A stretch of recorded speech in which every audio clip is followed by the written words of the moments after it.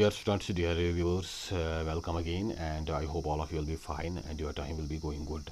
The lesson we have been going through is Packing by Jerome K. Jerome. It is the first lesson of class 9th English. It's a short story, and we have already explained the text of this lesson, the storyline of this lesson. And now we are going through its textual questions. And in our previous video, we have finished up to the question number 8. And today we have to go from question number 9. And the question number 9 is, of the three, Jerome, George and Harris, what do you think is who do you think is the best or the worst packer? Support your answer with details from the text. जो इसमें तीन ये दोस्त हैं, that is Jerome, George and Harris, and what is our view, what is your view about who is the best or who is the worst packer among the three, and we have to support this answer with the details from the textbook. जो ये तीन दोस्त हैं, इसमें Jerome, George और Harris, आपके ख्याल में इनमें से कौन सबसे अच्छा पैकर है और कौन सबसे ख़राब पैकर है? और हमको जो ये इसका जो आंसर लिखना है, जो इसका रेस्पॉन्स देना है, we have to support that very response, that very answer from the detail by the details from the text. जो टेक्स्ट में हमने पढ़ा है उस हिसाब से हमको इसका जो आंसर है, इसका जो रेस्पॉन्स है वो देना है. और इसका जो क्वेश्चन आंसर है वो इस तरह से है. According to narrator, Jerome is the best packer. जो यहाँ पे नरेटर हैं, जेरोम के जेरोम जो ऑथर हैं वही इसमें नरेटर भी हैं. तो उसके हिसाब से जो जेरोम हैं, he thinks himself the best packer and he is the best packer. Harris and George R the worst packers. जो हैरिस और जॉर्ज हैं वो सबसे ख़राब तरीन पैकर हैं. And we came to know about this as the narrator says in the beginning of the story. Packing is one of the things that I felt Jerome no more than any other person living. ये चीज़ हमको तभी समझ आती है when we are on the beginning of this lesson, जब हम lesson के शुरुआत में ही होते हैं. And this Jerome says that packing is one of those things that I felt Jerome knew more than any other person living. कह रहा है कि पैकिंग एक ऐसी चीज़ है जो मुझे लगती है, मैं समझता हूँ कि मैं सबसे बेहतर जानता हूँ than any other person living. दुनिया में अभी जितने भी लोग जिंदा हैं उनमें सबसे अगर बेहतरीन पैकर है वो मैं हूँ, एक्सेप्ट जॉर्ज. जॉर्ज को छोड़ के, जॉर्ज की बात अलग है. Harris is the worst packer in the world. जो हैरिस हैं वो दुनिया का सबसे बदतरीन पैकर है, सबसे ख़राब तर पैकर है. द नरेटर एड्स, ये नरेटर यहाँ पे बोल रहा है जेरोम.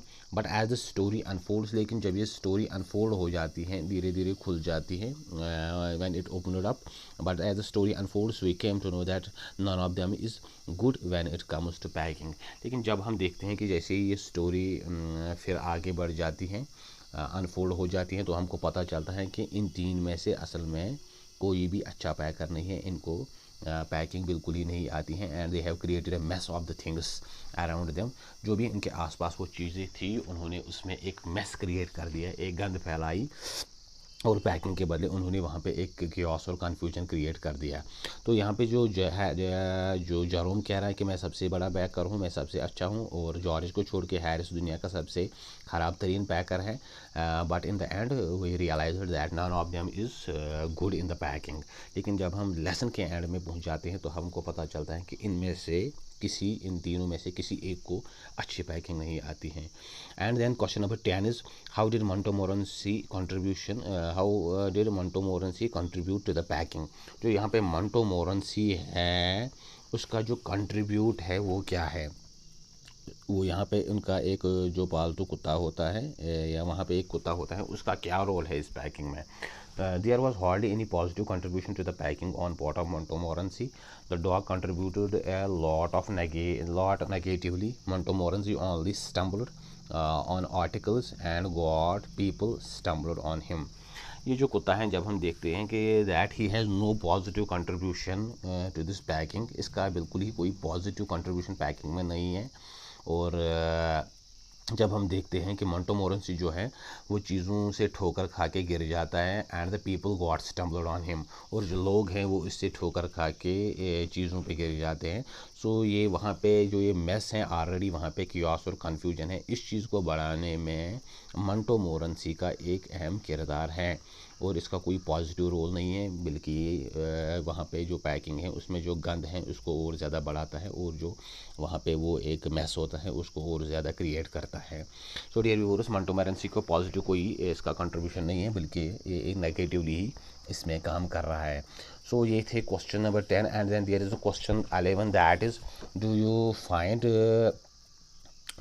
This story funny. क्या आपको लगता है कि ये जो स्टोरी है ये किसी हद तक फ़नी है, इसमें कहीं पे आपको कोई फ़न नज़र आया, कोई मिजाहिया एक एलिमेंट होता है या कॉमिक एलिमेंट होता है वो आपको नज़र आया। What are the humorous elements in it, इसमें ह्यूमरस एलिमेंट क्या है, ऐसी चीज़ें जिसमें आपको हंसी आती है, जिससे आपके मिजाज में ह्यूमर पैदा होता है। पिक आउट एट लीस्ट 3, आपको ऐसे 3 चीज़ें ढूंढनी है या 3 इवेंट्स ढूंढने हैं। Think about what happens as well as how it is described, आप बताओ कि क्या हुआ उस टाइम जिस पे आपको हंसी आई, और ये भी बताओ कि हाउ इट इज़ डिस्क्राइब्ड, इसको कैसे बयान किया गया है। इसका जो रिप्लाई है, जो इसका आंसर है वो इस तरह से है, यहाँ पे है the story packing is full of fun and laughter. असल में जब हम देखते हैं कि जो ये स्टोरी है it is actually full of fun and laughter, it is a comic story, ये कोई ट्रैजिक स्टोरी नहीं है या कोई सीरियसनेस इसमें नहीं है। लेसन के शुरू से ही जब हम देखते हैं it is full of this humour and this humorous elements. Jerome's forgetfulness act as a trailer in the long chain of humorous element in the story. एक तो इसमें इस चीज़ पे हंसी आती है कि जो जेरोम है वो अक्सर भूल जाता है कि उसने चीज़ कहाँ पे रखी है, उसके बूट्स कहाँ हैं, उसके जो टूथपेस्ट वो कहाँ हैं, या उसकी जो दूसरी चीज़ें हैं वो कहाँ हैं। तो ये ऑलरेडी इसमें एक ह्यूमरस एलिमेंट है जो इसको बढ़ाता है इस लेसन को। We are told that Harris sat on the chair on which George had kept some balmy butter. और दूसरी बार जब हमको हंसी आती है वो तब आती है जब हम देखते हैं कि हैरिस एक कुर्सी पे बैठा है जिसके ऊपर जो वो बटर रखी होती हैं और वो उसी पे बैठ जाते हैं और वो उसके कपड़ों से चिपक जाती हैं। Montmorency's uncanny attitude only adds humour to this humorous story. और जो मंटो मोरेंसी का वो एक अनकैनी, एक बिल्कुल इलॉजिकल, अनरीजनेबल जो एक एटीट्यूड है, जो बिल्कुल समझ नहीं आ रहा है कि वो ऐसी चीज़ें क्यों कर रहा है, ऐसी बेहुदा हरकतें क्यों कर रहा है, वो इस लेसन में जो ह्यूमर है, जो मिज़ा है या जो कॉमिक एलिमेंट है उस चीज़ को और बढ़ाता है, उस चीज़ को और नेक्स्ट लेवल तक ले जाता है। सो ये जो लेसन है actually it is full of fun and humour, इसमें कोई सीरियस एलिमेंट नहीं है।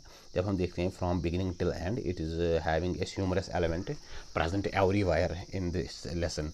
सो डियर व्यूअर्स, ये यहाँ पे 2-3 चीज़ें हैं, जो एक तो जेरोम की फॉरगेटफुलनेस और दूसरा जब हैरिस उस चेयर पे बैठ जाते हैं जिस पे वो वाटर रखी होती हैं और वो इसके कपड़ों से चिपक जाती है, और जो मंटो मोरेंसी इधर उधर घूम के जो चीज़ों को गिरा देता है या वो स्टम्बल हो जाता है।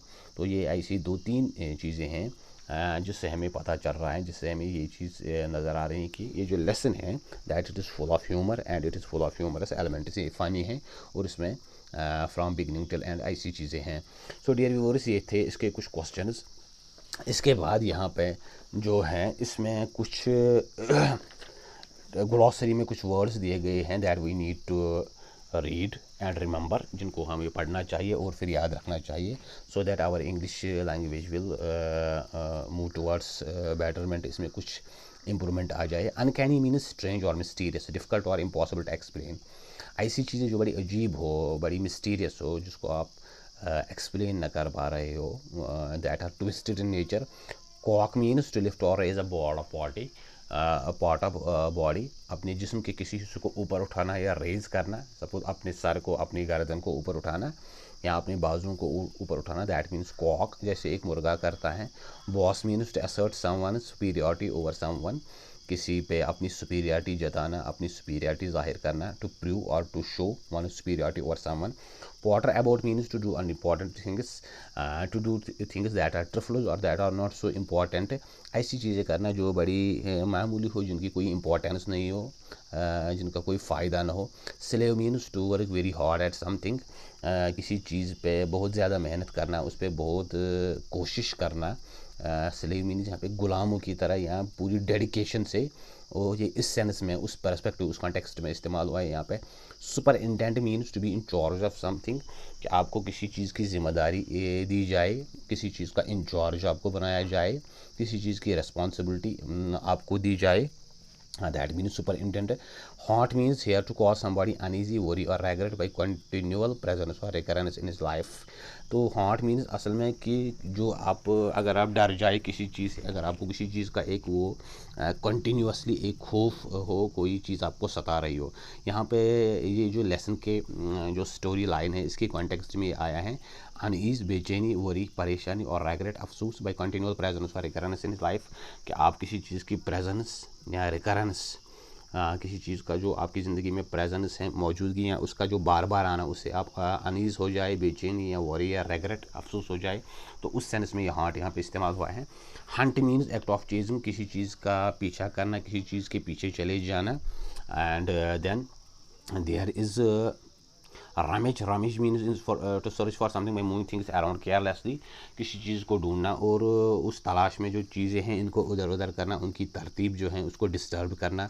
Chaos means the state of total confusion and lack of order, when there is total confusion, when there is total lawlessness and when there is total lack of order, जब बिल्कुल कोई कानून ना हो, कोई ऑर्डर ना हो, तरतीब ना हो, बिल्कुल एक कन्फ्यूजन हो, एक क्योस हो, एक गंद हो। स्लैम मीन्स क्लोज हो, फोर्सफुली, ज़ोर से किसी चीज़ को बंद करना। Just like you are slamming the door, अगर आप दरवाजे को बड़ी या जो खिड़की है उसको बड़ी ज़ोर से बंद करें, उसको बड़े ज़ोर से वो हिट करे, तो उसको स्लैम कहते हैं। तो hamper means a large basket with a cover that is used for carrying food specially in picnics, और a basket used for holding soiled laundry, एक बड़ा सा बर्तन या एक बड़ा सा बाल्टीन जिसमें आप कोई खाने की चीज़ें रखे, या खासकर अगर आप पिकनिक जा रहे हो तो कोई बड़ा सा बर्तन जिसमें आप कुछ खाने की चीज़ें रखें। और basket use for holding soiled laundry, या ऐसा कोई बास्केट, ऐसा कोई बड़ा बर्तन, बाल्टीन जिसमें आप जो मैले कपड़े होते हैं उनको रखें। Trod means past tense of tread, to walk slowly, this is the past tense. और जो प्रेजेंट पास्ट पास्ट पार्टिसिपल, ये सेकंड फॉर्म है इसकी। ट्रॉड जो है ट्रेड की सेकंड फॉर्म है। Tread means to walk slowly, धीरे से चलना, आराम से चलना। And then there is smash. Smash means break into pieces, destroy, किसी चीज़ को हिट करना, उसको टुकड़े करना और उसको तबाह करना, डिस्ट्रॉय करना।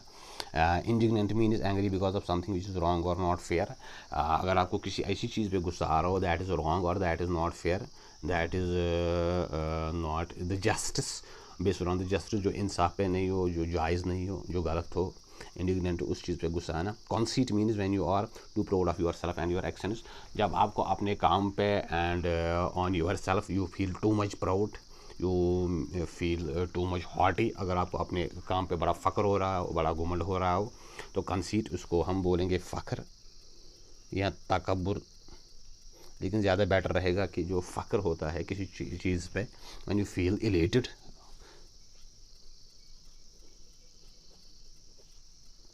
जब आपको किसी चीज़ पे बड़ा नाज हो, बड़ा फ़ख्र हो, उस सेंस में ये आया है। Squirm means to move from side to side in an awkward way because of nervousness, embarrassment और पेन, एक जगह से साइड से दूसरी साइड मूव करना बड़े ऑकवर्ड, बड़े अजीब अंदाज में, और बिकॉज ऑफ नर्वसनेस, चाहे आप इधर यू आर नर्वस, अगर आप नर्वस हो, एम्बैरेसमेंट अगर आप परेशान हो, और पेन अगर आप में को तकलीफ़ हो, तो जो आप इधर उधर मूवमेंट करते हो, that means squirm. And that stumble, stumble means fall, गिरना, ठोकर लगना जिसको आप बोलते हैं।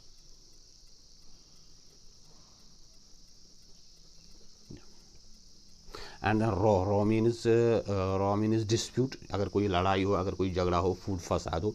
Split the difference means agree at the midway timing of 6:13, अगर आपकी कोई डिफरेंस है, एक बंदा एक बात बोल रहा है, दूसरा, और आप फिर उन दो के बीच में कोई जो सलाह की बात या कोई मफामत का रास्ता निकाले, कोई यहाँ पे ऐसे बोल रहा है कि मैं 7 बजे बेदार हो जाऊँगा, दूसरा बोल रहा है कि नहीं 6 बजे, and they agreed on the Midway, और उन्होंने जो एग्रीमेंट किया वो इस बात पे किया, न 7 न 6, अभी 6:30 पे हम सुबह बेदार हो जाएंगे, we are going to rise by 6:30। तो ये जो है ये उस सेंस में यहाँ पे ये फ्रेज़ आई है। सो डियर व्यूअर्स, ये थे इसके कुछ क्वेश्चंस, एंड द ग्लॉसरी और द टर्म्स और the expressions, phrasal verbs that have been used in this very lesson. You need to remember these phrases, these terms, so that your English language will get improved. और ये थे हमारे कुछ questions. इसके बाद जो हैं then there is the language work that we are going to discuss in the next video, and then there is जो कुछ columns हैं that we have to join, इनको मिलाना है. जो phrasal verbs हैं we have to use this in our sentence. इसके अब ज़्यादा क्वेश्चंस नहीं है. सो इंशाल्लाह in the next video we are going to discuss the remaining questions. उम्मीद है आपको वीडियो अच्छा लगा होगा. जो क्वेश्चंस हैं, जो लेसन है, वो आपको समझ आई होगी. तो चैनल को सब्सक्राइब करें, वीडियो को शेयर करें, बेल आइकन पे क्लिक करें और अपनी व्यू दें. Wish you all the best and thank you.